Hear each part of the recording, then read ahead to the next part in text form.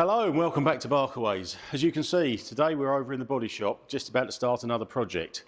So this time it's a 512 carburettor boxer. As you've known before, I've got a soft spot for boxers. I think they're fantastic, undervalued cars and quite rare. I think there's only about 101. This is a 512 carburettor right-hand drive. So the background of this one of our existing clients who we've done cars before in the past fancied a boxer, so he's just bought this car. We did an appraisal on it, we checked it over for him. Mechanically, it was very good. We're just doing some service work on it. The sharp-eyed amongst you will notice that the engine's missing, so we've taken the engine out. That's over in the workshop having cam belts and what have you done.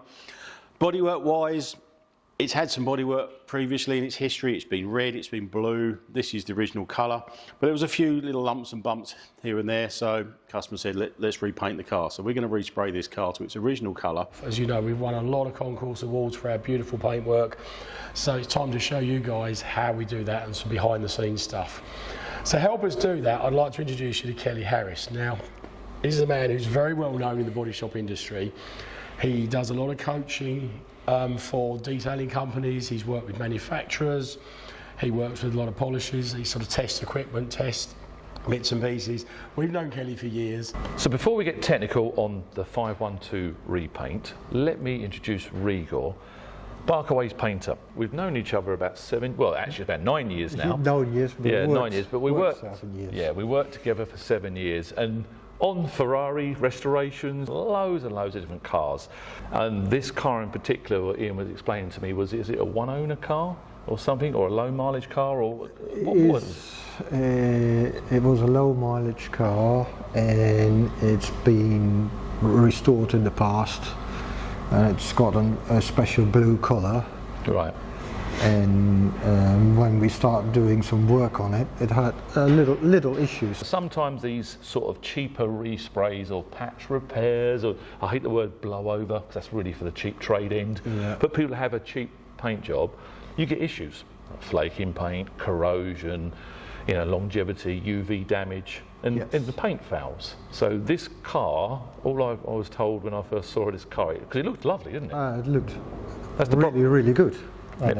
Until you start investigating. Yes. So this job, not surprisingly, has grown, hasn't it? It's grown quite a lot. So everywhere that you've found had a problem, you would have took that to bare metal, I guess. Yes. So when you said anywhere that had good adhesion on the original paint and there was no corrosion, you would have kept that paint there as like a sort of almost undercoat? Yes. You just block that all back. You still take it back quite a bit to make it as thin as possible. So the process would be, once you've prepped your priming? Yes. And then we should prepped, but there were some other issues. There were some small little rust issues, what turned into little holes. So we had the aluminium welded up before we start prepping it and blocking and priming it. And then you'd be primer? After the primer, just blocking it again, put colour on, lacquer it. Is this an easy colour to match? Was it as a one shade, prime shade, multiple shades? This is a prime shade, but it turned out that the shade on the car was not completely to what it should be. Not a surprise. When I start stripping back, I found the blue colour what was on it, another blue, and then a red, then another red, and we knew from history that the car had been red in the 80s, and then I found the original blue colour under it. Then we went to the PPG what we use, and I had an old sample of the colour what should have been on the car, and that's actually now what's on the car. Right, so now it's the proper original colour. How it was when it came out the factory.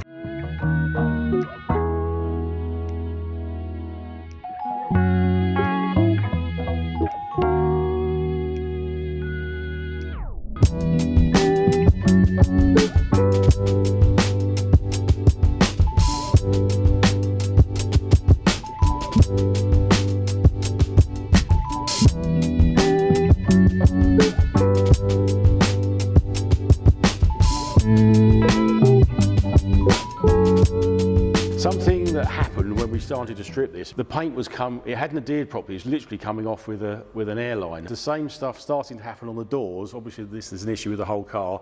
There's a delamination of the clear coat on top of the colour. Now there's many reasons why this could happen. We don't know exactly because we don't know the past history, but I'm going to run through some of the reasons why this lacquer would peel like this.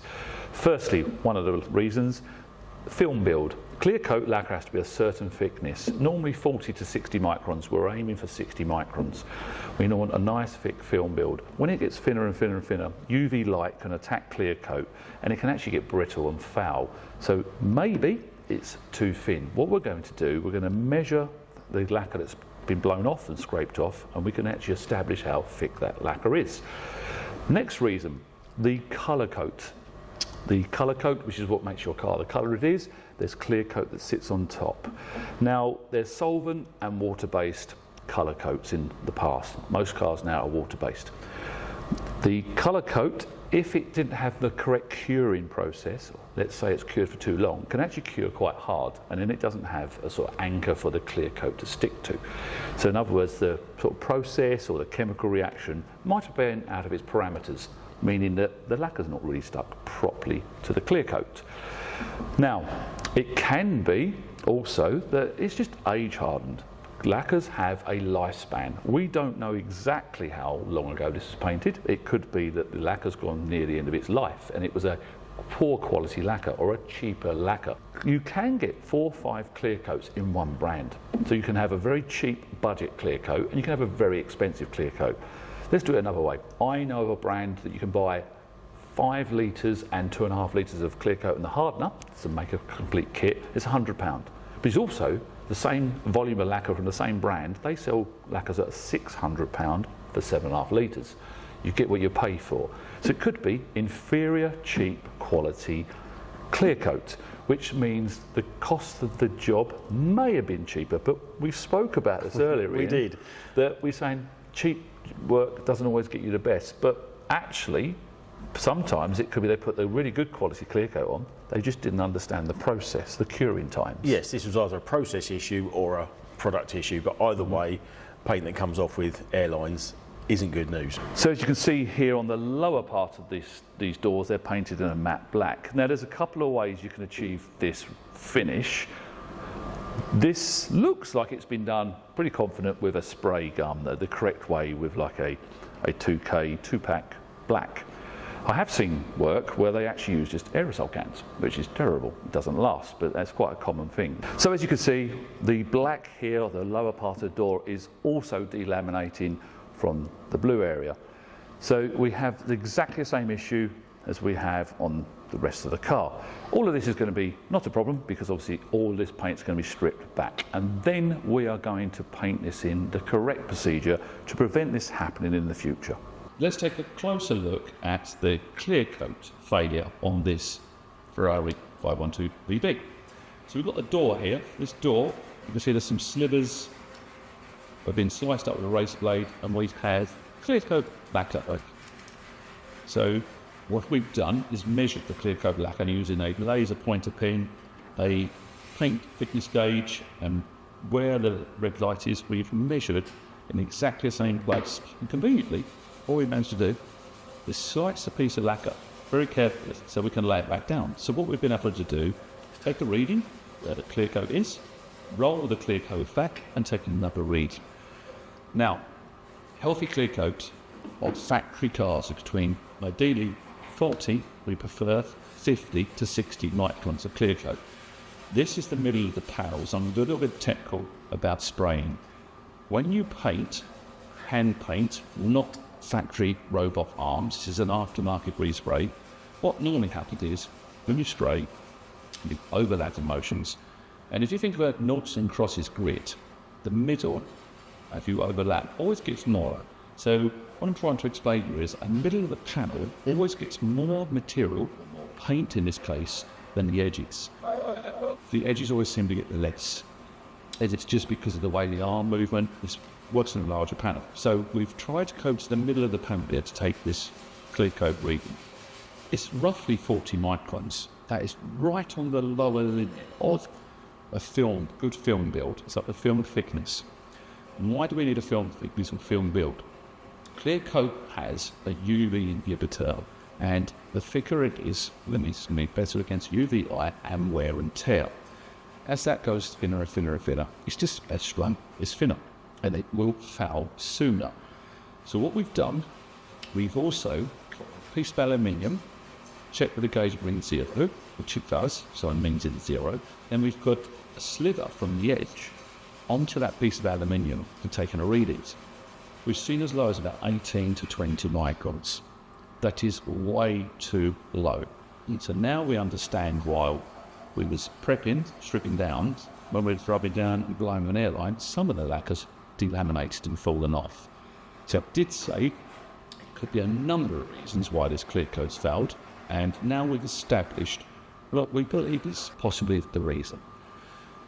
That result there doesn't tell me if this is a cheap clear coat or an expensive clear coat. Can't tell. I can't tell how long a clear coat's been on there, and I can't tell if it was prepped properly for the clear coat to adhere. So we're just a process of elimination. But we have got to a result where this is too thin. The clear coat's too thin, way too thin. And that was in the middle. The edges, if that makes sense, is a lot thinner. So now it means we can strip down all the clear coat that is happening behind me and the colour coat ready for a respray. So one of the processes behind, you can see, is being done by a hand block. So it's a block and a hand sanding motion. I'm going to do a really quick explanation of why this is being used this way instead of a machine, a pneumatic or electric DA sander, which orbits and spins.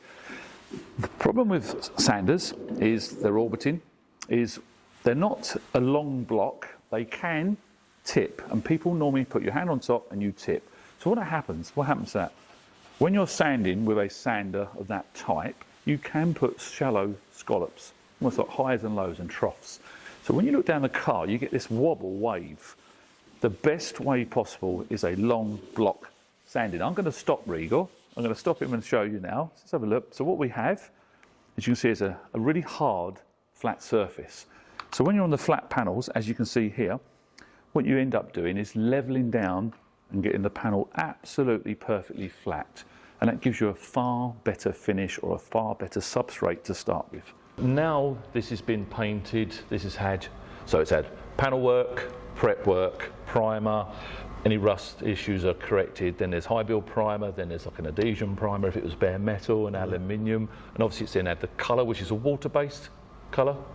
This time we went back to the solvent base because that was a correct colour. So you've literally put this in period. Yes, even with, period correct. Right, so paint. That's a video for another day, really, subject about water-based colour and solvent colour. So that's what surprised me. That Mainly we use waterborne, but in this car we actually used solvent-borne. Right, yeah. Solvent-based. Yeah, so this is now, so the colour's gone on, and then obviously you've had clear coat on there now. Yes. And this panel at the moment is midway through being sanded and polished. Yes. And, well, actually sanded, ready to be polished. And we're going to try and to explain why we sand and polish, because probably people don't realise is to get real showroom glass finishes, it is actually impossible out of a spray gun.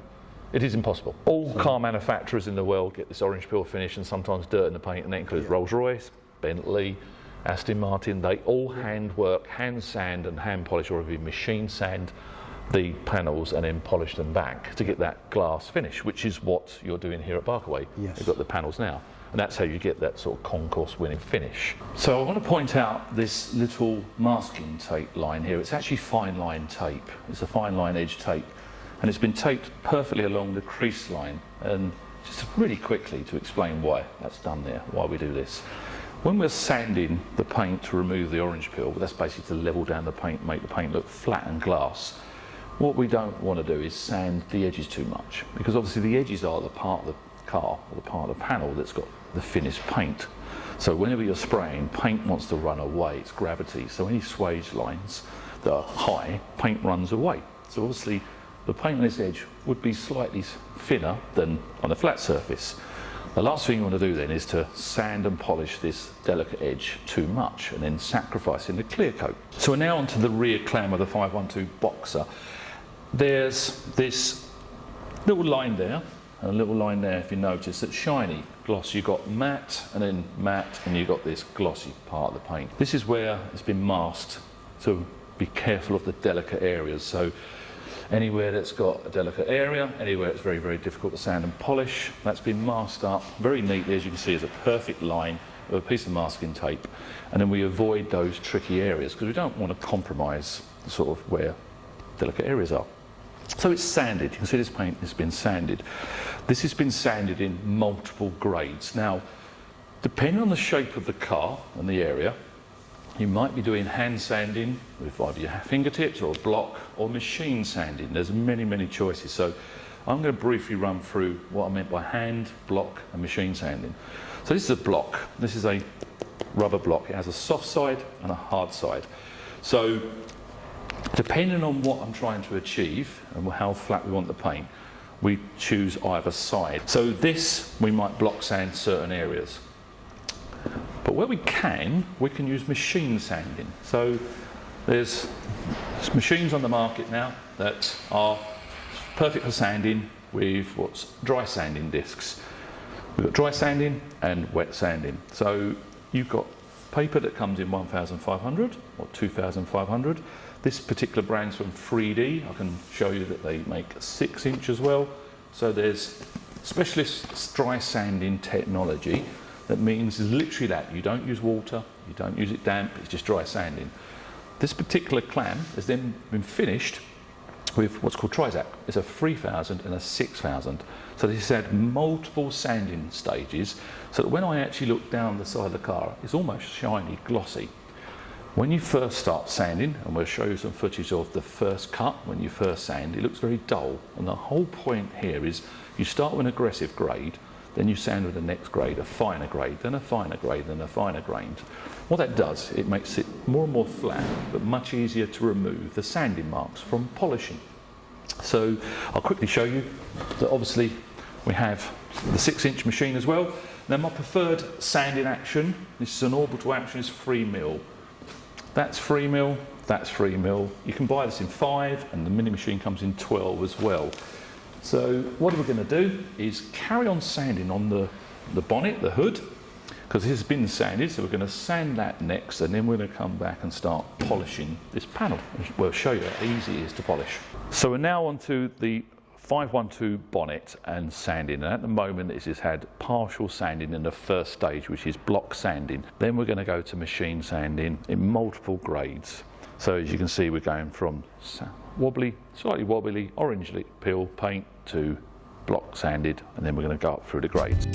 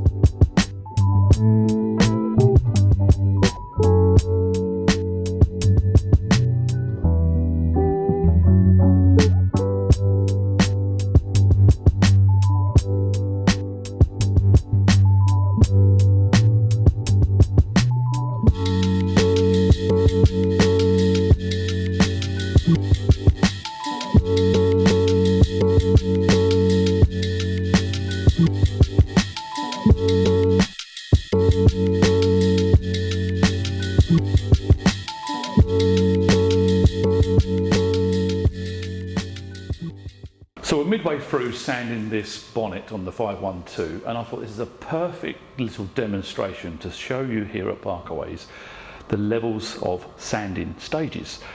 So the car or the panel, when it's painted out the gum, you get this orange peel finish, which is robbing it of some of its gloss.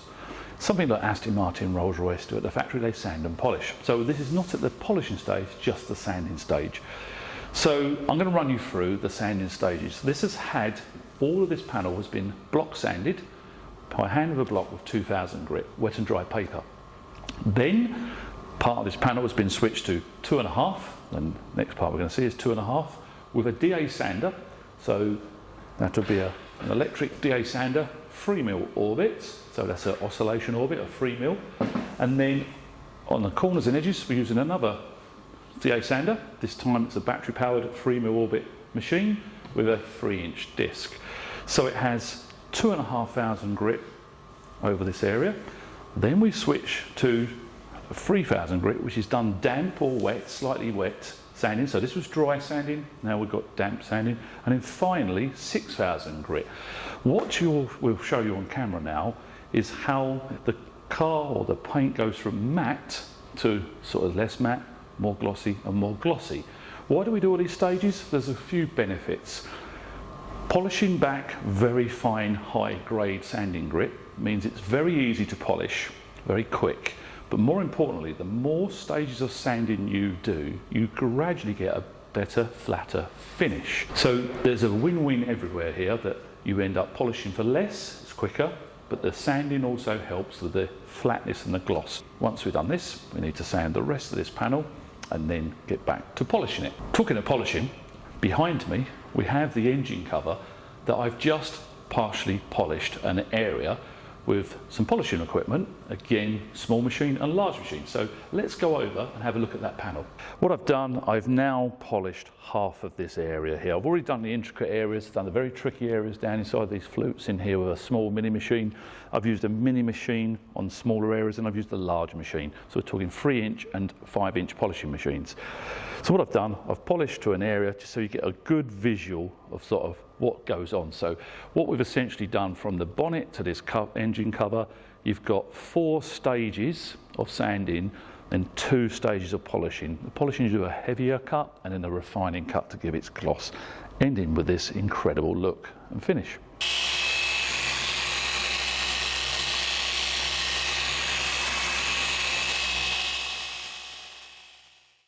So now what we've got to do is the final sweep of the car. Obviously the guys have been climbing over it, fitting lights, door locks, bits and pieces. We've got the engine back in, the car's been road tested, we've been out in it.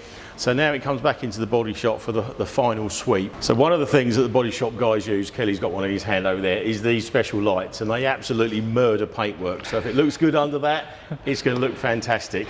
So a quick explanation is, 2 decades ago, we literally had sunlight and just whatever lights you had in your workshop, a bit like we got the tube lamps here for flat light.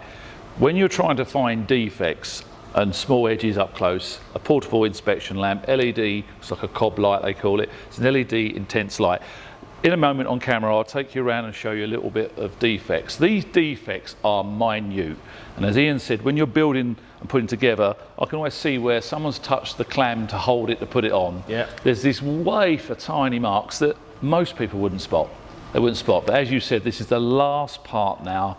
Go round, check every single edge and gap, polish it, finish it, get it perfection, then it's literally ready for the customer to collect. So as you can see, there's a small area there that's really been difficult for us to capture on camera. This will be these marks where we've held the clam while lowering the clam on and then bolting the clam on. But they're tiny, tiny defects. These are the sort of areas that we're now going to do a final polish. So I can just pick up with the light. I'm actually moving the light out the way, bending down. There's a tiny, tiny little, very, very faint scratch there. Bit of handling marks. Some more handling marks there, but nothing serious. Tiny, tiny little defects. Minute amount of leftover sanding marks. So what I'm going to do is just a gentle polish and then refinement of that area. It's not going to need heavy cut. It's just the leftover remains from when it was sanded and polished after painting. Very tiny little leftover sanding marks. Again, very normal procedure. It's something that we're aware of, that as you handle and touch these items, they're going to get slightly marked anyway. And then the car's had time to settle, we've cleaned the car down, so we'll address that area in a moment.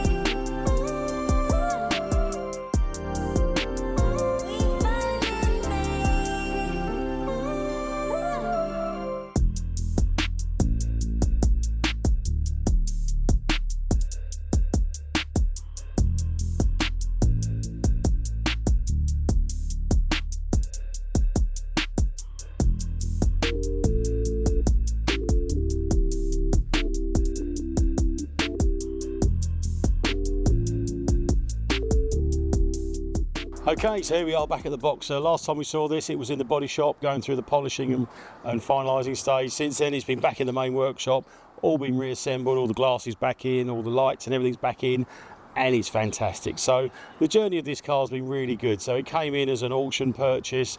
As you've seen, it was the wrong colour, and now it's back to its original colour that was researched, so we know it's the right colour, and it's all sticking on this time. Regarding other mechanicals, we've had all the engine out and done the cam belts and everything, and it's all serviced, so it's all ready to go to be enjoyed by the owner. And I must say, I've got a soft spot for Boxers, and they are a fantastic car and very much undervalued.